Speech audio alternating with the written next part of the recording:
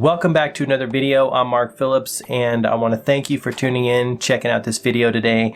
I'm just going to share a super cool thing that a good friend of mine gave me, and that I think is super foundational. And it's also the idea behind the Focus and Flow brand and product line, and that is the idea that what you focus on expands, and what you think about you bring about. Right? This is the ideas that people have been talking about for a long time. And it's so important for human beings because as human beings, I think everything has the God force flowing through it, right? I mean, everything emanates from one source, right? Whatever you want to call that. Universal consciousness, source, God, whatever. So everything has that in it. But the thing that makes human beings different is that human beings have the ability to choose what we focus on, right? Because we are self-aware, right? We have conscious awareness, whereas animals are primarily driven by instinct, right? They don't necessarily have, from my understanding, self-awareness, right? This is why they don't have an ability to think and have that type of awareness as human beings. Granted, they have their own special properties, right? Animals help tune us up and remind us of the simple pleasures of life, right? It's a blessing and a curse. The brain is a blessing and a curse. The ability to think is a blessing and a curse, depending on how you use it. I mean, let's be honest. You can be consumed by your thoughts to such a degree. This is where obsessive compulsive disorder comes in, and other thinking disorders where they consume you and take over your life and become living hell, right? That can happen.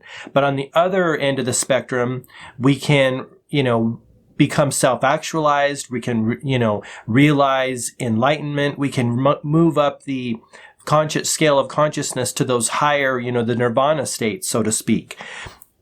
The way I understand it, animals cannot have that. Again, they're special in their own way, right?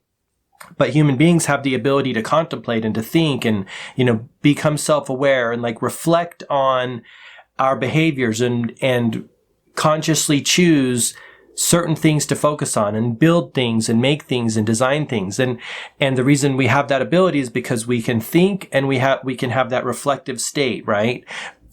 We have the ability to choose, whereas animals don't necessarily have the ability to choose. They're running on an instinct that is kind of bred into them, right? And it's just instinctual. So, having said that, because human beings have the ability to think, thoughts are super important. And thoughts are subtle vibrations of energy that eventually become things. And that phrase I got from said in that specific way, I got from a seminar that I went to last year that I will eventually be putting into the Big Idea series, and I'm going to do that sooner rather than later. But that seminar was given by a doctor of chiropractic named Mark Colafranceschi. Freaking phenomenal, and his work is super awesome. I came away with 3 books and a bunch of notes from that seminar. It was a one-day seminar, and I'm going to be sharing my takeaways, whether it's 3 or 5 takeaways, in one of the episodes of Big Ideas right here on my channel. You can check that out down below. So if you're into that, consider subscribing, and it'll come up very quickly. I'm going to be sharing that, and also some takeaways from Soul Collage, which I went to either a year or 2 ago. But I want to share those with you because I think they're super valuable. That phrase in and of itself, I'd never heard it said that specific way, that thoughts are subtle vibrations of energy that eventually solidify into circumstances and experiences and stuff like that. So that's one of the takeaways that I got from that seminar. There are other takeaways. It's all about how our emotions it's the emotional link between what's happening to us and what's going on the inside. It was fascinating and phenomenal. That's why I want to share it in that series. But thoughts really are things, and I want to share with you, and I hope that it'll focus in. It's this super cool little rock that my friend gave me, and it says thoughts become things, and I keep it right back here on my shelf, and I love it so much.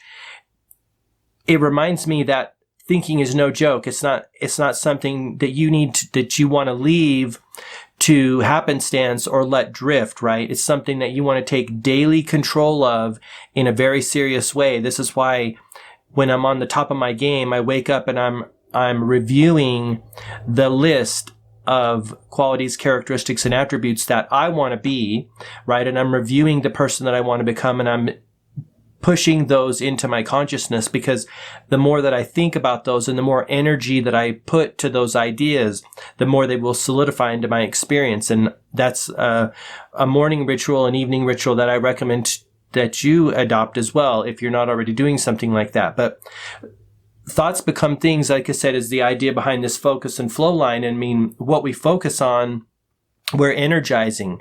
And so we don't want to be haphazard with the way we focus our conscious attention, because that's super, super powerful. And on the other side of it, if we don't focus on anything, then nothing manifests, right? I mean, if you have all the power within you, but you don't use that power or project it to something that you want, then nothing will manifest, right? And so that's another thing to consider. So it's really kind of three things.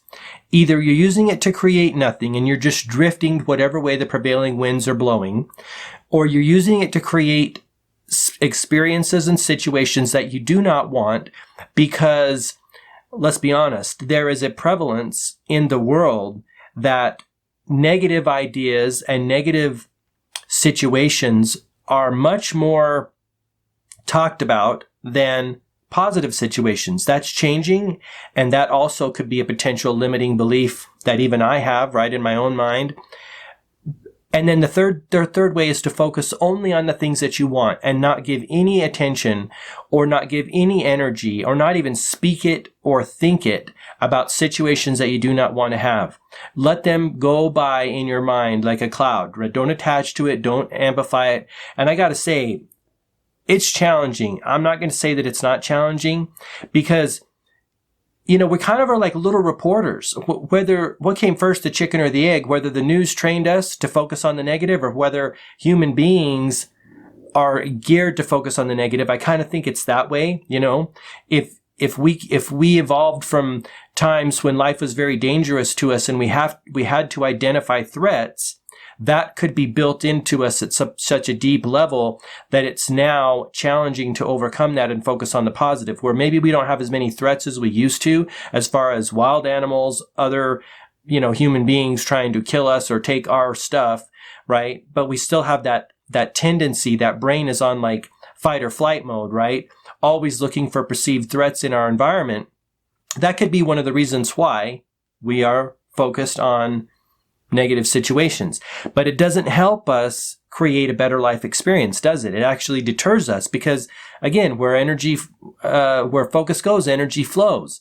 And you don't want to be talking about or activating those seeds of the experiences that you don't want, right? You want to be activating the seeds of experiences you do want.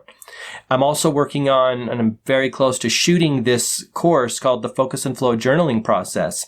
And that's all about identifying what you do want and then writing it. It's like scripting it into being, so to speak, right? Writing is a powerful point of attraction. Also, speaking words is a powerful point of attraction.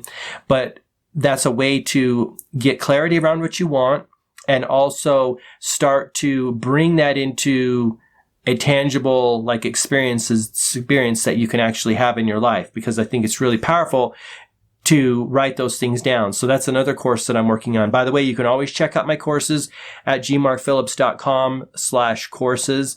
There are a few up there now. I designed my courses to be simple, fun, and effective so that you can get where you want to be faster. And these are basically courses that distill 20, 25 years of research and study and personal practice and personal experience, so that you don't have to take that long to, get to where I've been and what I've learned, right? It's all about sharing knowledge, and I want to make it as easy as possible for you to integrate this knowledge and then get on with your life. So they're all about like tools. I mean, it's the same thing that Tools for Conscious Creators is, which is, well, not the same thing, a similar thing that Tools for Conscious Creators is. That's the free collection of tools that you get when you sign up to my email list at gmarkphillips.com.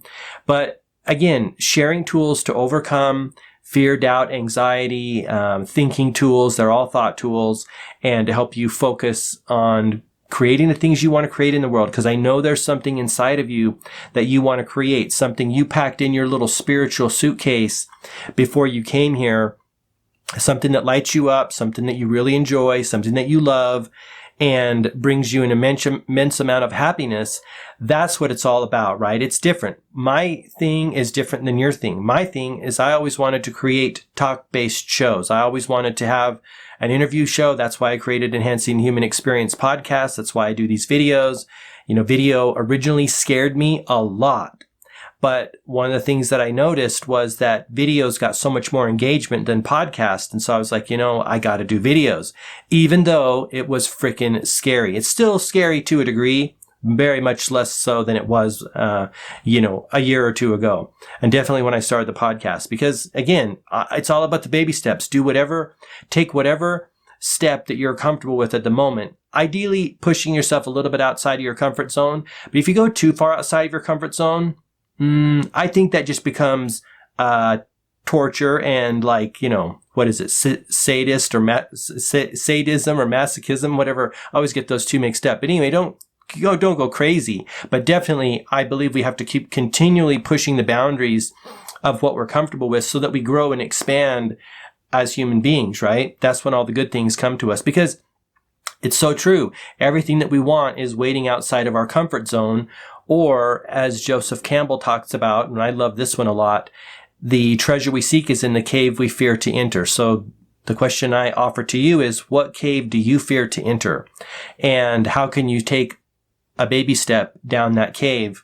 And while we're on that topic, my new realization, my new understanding is that the cave is infinite, right? The more you venture into the cave and get your treasure, along the way, the more the cave opens up to new treasures at different points down the cave. Originally, I thought, okay, you're going to go in the cave, you're going to get the treasure, you're going to come out, live a happy life.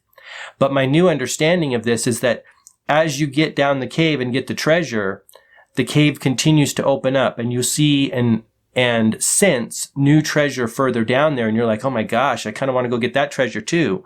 And that's what makes life like a video game in that sense, because the levels are infinite, and it keeps the challenges keep increasing, and also the enjoyment then keeps increasing, right?